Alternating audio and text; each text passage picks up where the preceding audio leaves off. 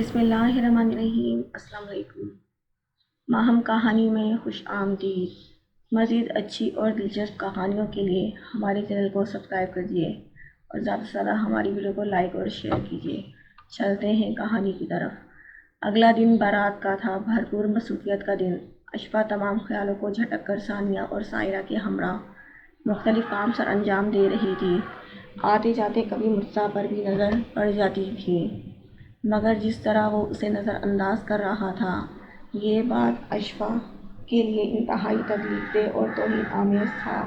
اشفا دوست کی بھرپور محبت اور بے باک اظہار کی عادی تھی، اس سے مرتضیٰ کا یہ رویہ برداشت نہیں ہو رہا تھا۔ چونکہ فنکشن کی ارینجمنٹ ہوٹل میں تھی، لہٰذا سبھی تیار ہو کر گاڑیوں میں سوار ہوئے اور ہوٹل میں پہنچ گئے۔ آخر میں اشفا اور شاذم تیار ہو کر نکلے تو پورا گھر بھائی بھائی کر رہا تھا۔ اشفا نے شاذم کو باہر بھیجا تاکہ وہ دیکھ کر آئے کہ کوئی گاڑی موجود ہے۔ تھوڑی دیر بعد شاذم منہ لٹکائے آ گیا۔ مما، گاڑی تو نہیں، اب ہم کیسے جائیں گے؟ اچھا ٹھہرو، میں عاشر سے فون پر بات کرتی ہوں۔ اشفا نے خود کو تسلی دے کر عاشر کو فون کیا تو وہ صورت میں بولا، بھابھی آپ تیار رہیے، مرتضیٰ بس پہنچنے ہی والا ہوگا، بابا ہمیں لینے کے لیے آ رہے ہیں۔ اس نے شاذم کو تسلی دی اور خود کچن میں مصروف ہو گئی۔ ملازموں کو کچھ ہدایت دے کر صوفے پر آ کر بیٹھ گئی۔ شاذم بے چینی کے عالم میں اندر باہر کے چکر لگا رہا تھا۔ کچھ دیر بعد گاڑی کے ہارن کی آواز سنائی دی تو وہ اچھل کر بولا، مما جلدی آئیں، مما جلدی آئیں۔ اشفا اپنی ہی جھونک میں چلتی گاڑی تک آئی تو گاڑی کے پاس ادب سے سر جھکائے کھڑے مکرم جان کو دیکھ کر سلگ اٹھی۔ بابا کدھر ہیں؟ شاذم نے فرنٹ سیٹ پر بیٹھ کر بے چینی سے پوچھا۔ اشفا کو بھی مجبوراً پیچھے بیٹھنا پڑا تھا، وہ مہمانوں کی وجہ سے نہیں آ سکے، ان کے کچھ دوست ابھی ابھی پہنچے ہیں، مکرم نے کہا۔ شاذم تو مطمئن ہو گیا، مگر اشفا سلگ اٹھی تھی۔ میرج ہال میں پہنچ کر بھی اس کا موڈ صاف آف رہا تھا۔ اس نے غصے میں کھانا بھی نہیں کھایا، بس منتیں کر کر کے شاذم کو کھلاتی رہی۔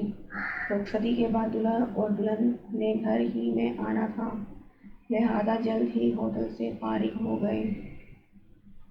گھر آ کر اشفا نے غصے کے عالم میں چوڑیاں اتاری، میک اپ صاف کیا، جیولری اتاری اور پھر زبردستی شاذم کو تھپک تھپک کر سلایا۔ وہ مسلسل ری ری کر رہا تھا، مرتضیٰ کے پاس جانے کی ضد کر رہا تھا، مگر اشفا نے اس کی ایک نہ سنی۔ آج بابا نے شاذم کو پیار بھی نہیں کیا، اس نے ڈھیروں شکایتیں لگا ڈالی جو اس نے اکٹھی کر رکھی تھی۔ اشفا اسے سمجھاتی رہی، وہ مصروف تھے بیٹا، ابھی بابا آ کر اپنے شاذم کو بہت پیار کریں گے، اب سو جاؤ۔ نہیں سونا، شاذم کو وہ ضدی لہجے میں بولا۔ چلو شاباش، میں کہانی سناتی ہوں۔ شاذم آنکھیں بند کرے، اشفا نے اسے پچکار کر بولا،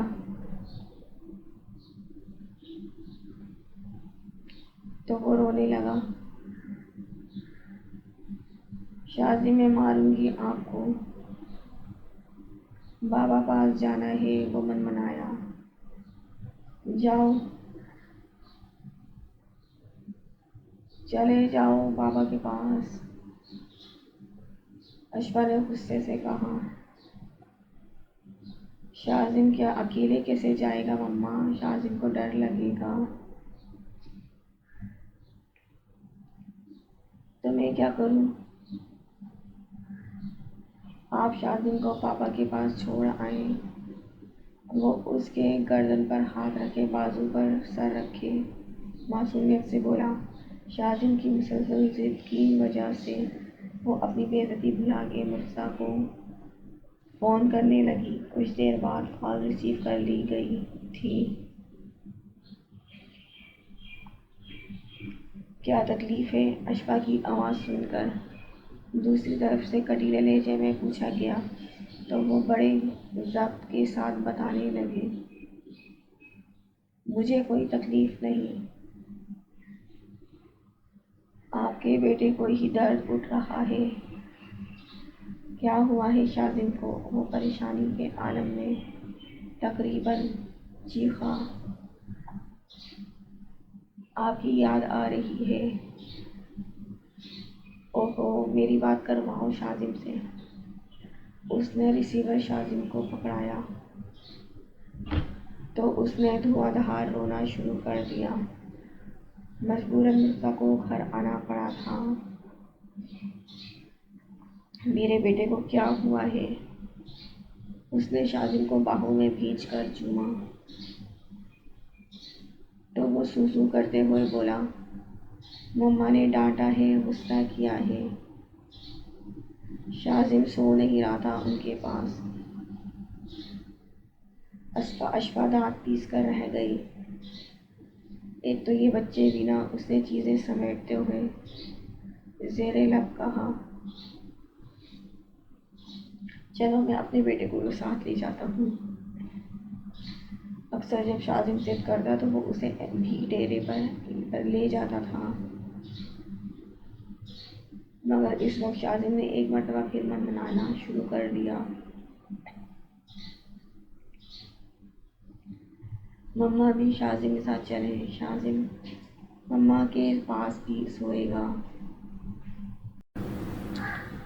بہت فتنے ہو تم، مرزا نے لب بھینچ کر کہا۔ بابا مما سے کہیں نا وہ بھی چلیں، آرام سے سو جاؤ،